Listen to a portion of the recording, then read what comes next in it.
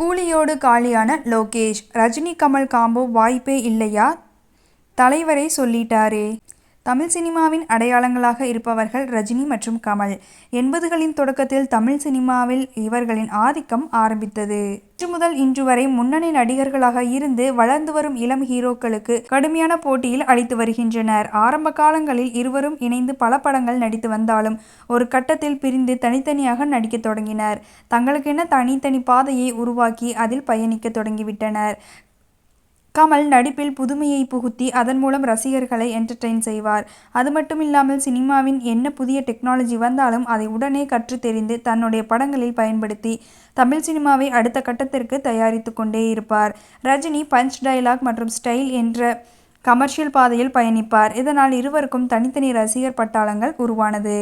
தங்களின் பாதையில் பயணித்து உச்சம் தொட்ட நிலையில் மீண்டும் இருவரும் இணைந்து ஒன்றாக நடிக்க வேண்டும் என்று ரசிகர்கள் ஆசைப்பட்டனர். அந்த ஆசை சுமார் 46 வருடங்களுக்கு பிறகு மீண்டும் நிறைவேறப் போகிறது.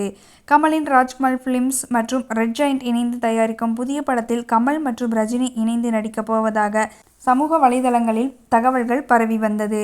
இந்த நிலையில் சமீபத்தில் நடைபெற்ற சைமா விருது வழங்கும் விழாவில் அமரன் படத்திற்காக கமலுக்கு விருது வழங்கப்பட்டது. அப்போது கமலிடம் இது குறித்து கேட்கப்பட்டது.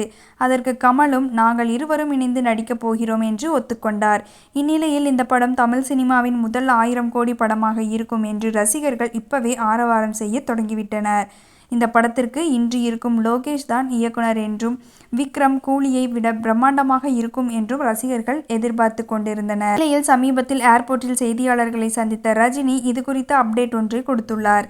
அதில் அடுத்ததாக நான் ரெட் ஜெயண்ட் மற்றும் ராஜ்கமல் பிலிம்ஸுக்காக ஒரு படம் பண்ண போகிறேன். அதற்கு இன்னும் இயக்குனர் முடிவாகவில்லை.